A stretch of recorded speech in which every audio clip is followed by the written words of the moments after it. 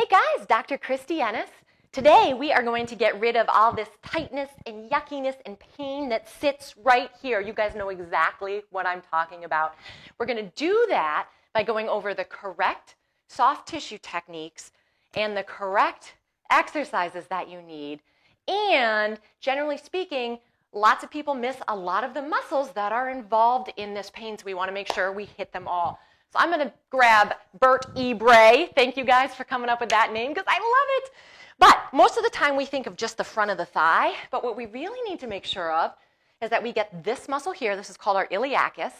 And then the psoas actually comes up into the spine and attaches into the spine, right? Kind of dives deep. So most people completely ignore this part, but you can see how that would affect the back too. So we want to make sure we get all of that.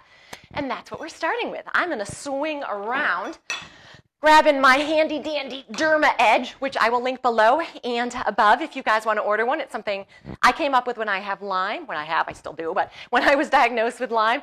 And it's a family venture. We all help put these together. All right, so here we go. We're going to do a little bit of, oh my gosh, I'm actually really tight today. What a good example I am for everybody.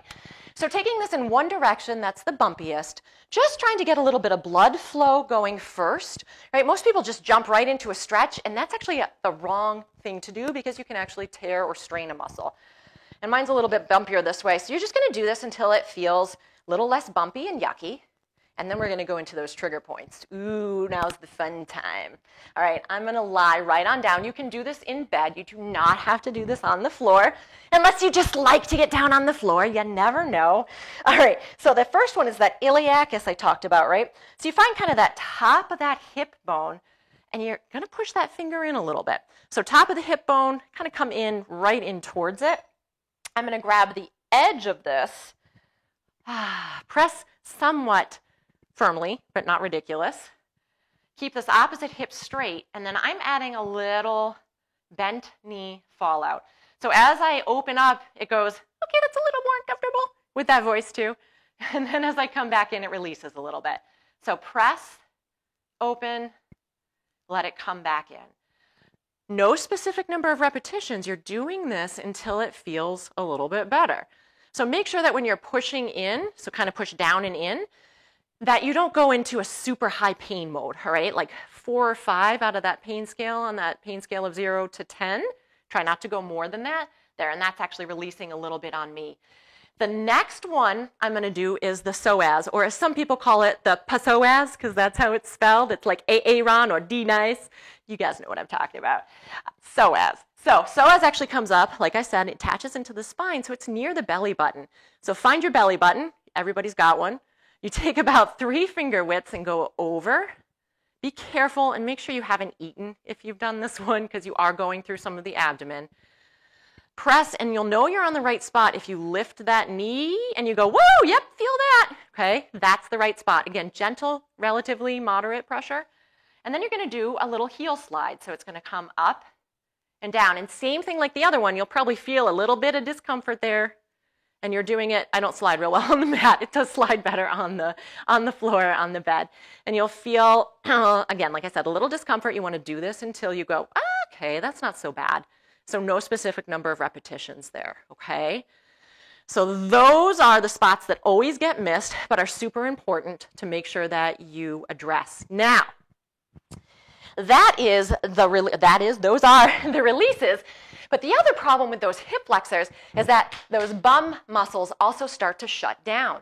So when these don't work, these get tighter and vice versa. The other issue is that sometimes some of the traditional butt exercises aren't really all that fun to do when you have really tight hips. So we want to look at some strength here. I'm going to link a video that shows how to tell, there's my Italian hands going, shows how to tell if you have weak glutes, okay? This one, though, is a nice, quick, dirty test for some of those rotators. And again, you have to have the hip flexibility to bring your hip up. So I said, look at the other video if this one doesn't work for you. What you're going to do is bring that hip up and then see if you can lift here.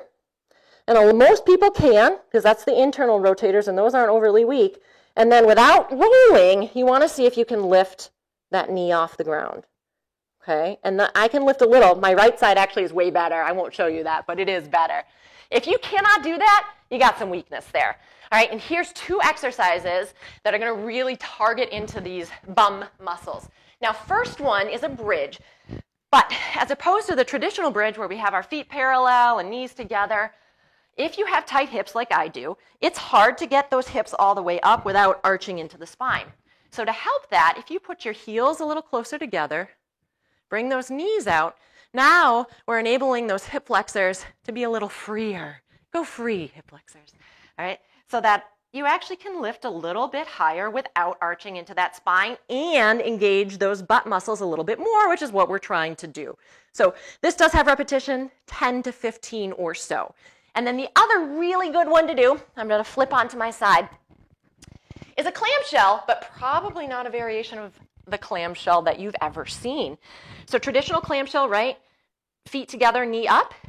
If you really want to target these side butt muscles, if you think about actually shifting that leg down, right? So I'm kind of pushing down from the hip and the pelvis, and then add that rotation, like I already feel that.